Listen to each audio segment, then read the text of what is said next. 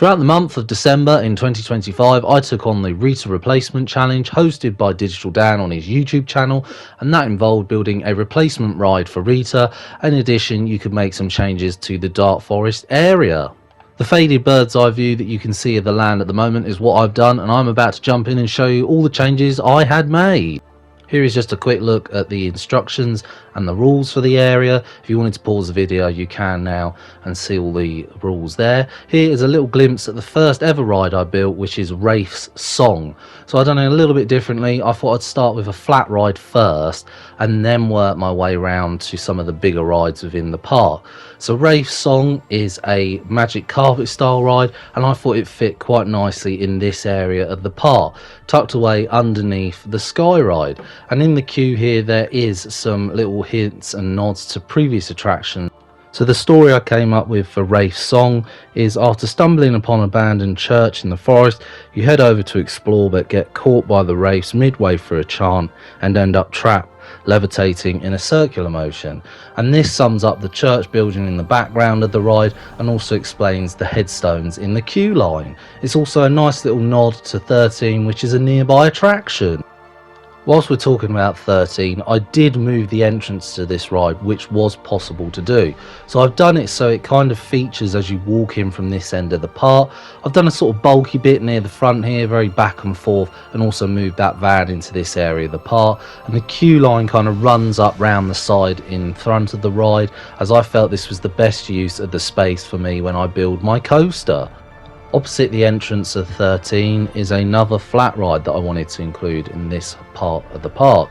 It's a bit lower down, obviously, so I could get the height and stick within that tree height limit. This is of course a KMG Afterburner, and it sits in this nice little ditch here with the name Leshwall's Grasp, which is a nice little hint and nod to the most recent scare maze at the park in 2025. This was a nice little use of the space because there isn't a ride in that area of the park in real life, so I thought it was a nice little nod, and it was nice to have something over that end of the area.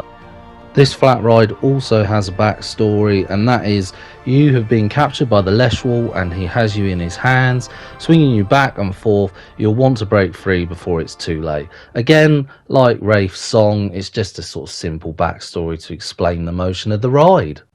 Moving on further down into Dark Forest, this is just a nice little open space, and we get our first glimpse at my coaster, which is a launched Gerstlauer Eurofighter, and this was a nice little element that I wanted to show off. Here is a little look at the entrance for Leshwall's Grasp, and here is a nice little feature that I wanted to include, which was the Rita track that was put in by DigitalDan. So I've sort of enclosed that, put some red lights in, and carried on that Wraith theming. Here, just stepping back, is a nice view of that inversion on the coaster. I wanted to make sure as much of the coaster was viewable as possible. I've also added some little nods to the Merlin parts with the freestyle machines and the forest games. And here is a sort of closer look at the entrance to Clover, which is the main ride in this area. Before we hop on for a POV, I wanted to give you the backstory of the ride, and that is a trio of wizards are hard at work conjuring a spell to lift the curse on the Dark Forest, and you've been sent on a mission to collect the special rock pieces needed to complete the spell.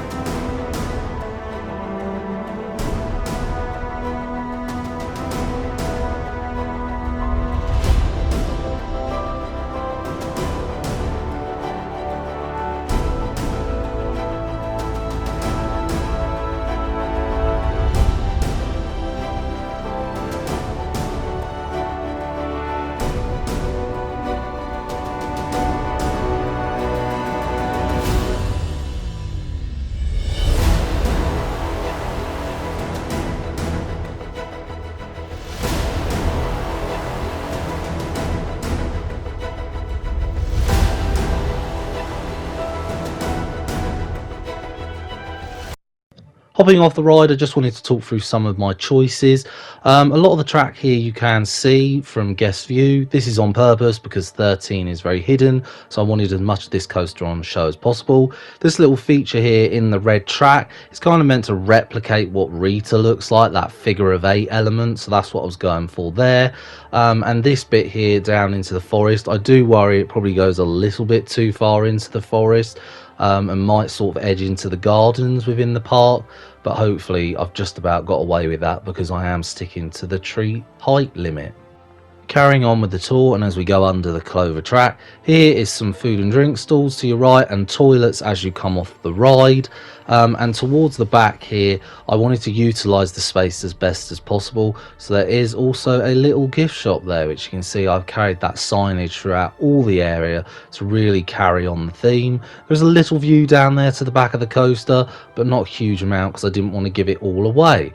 As we head round here from the coaster to what is my favourite ride in this area.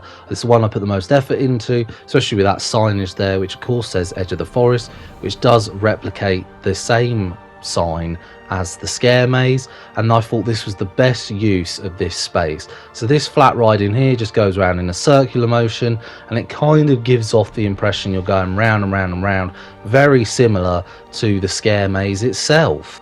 There is also a little backstory to explain the ride, which is as you enter the forest there is a large cabin hiding a secret. You'll feel like you're going round in circles before you escape.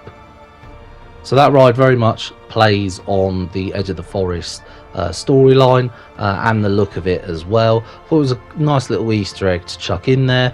And as we do head round to this end of the Dark Forest, I've also copied the signage over, as I felt like this is what is lacking in real life, a sort of second entrance to the Dark Forest. I wanted to carry on the theme because I felt like it's a really good theme, and I didn't want to change the theme of 13 for the sake of the area, because I felt like there was enough overall for me to theme everything else in. Overall, I'm really happy with my submission. I think it definitely is better as an overall area and not just the ride itself. But I wanted to give it a go. It's all part of the fun. And if I get featured in the video, that'll be better than nothing.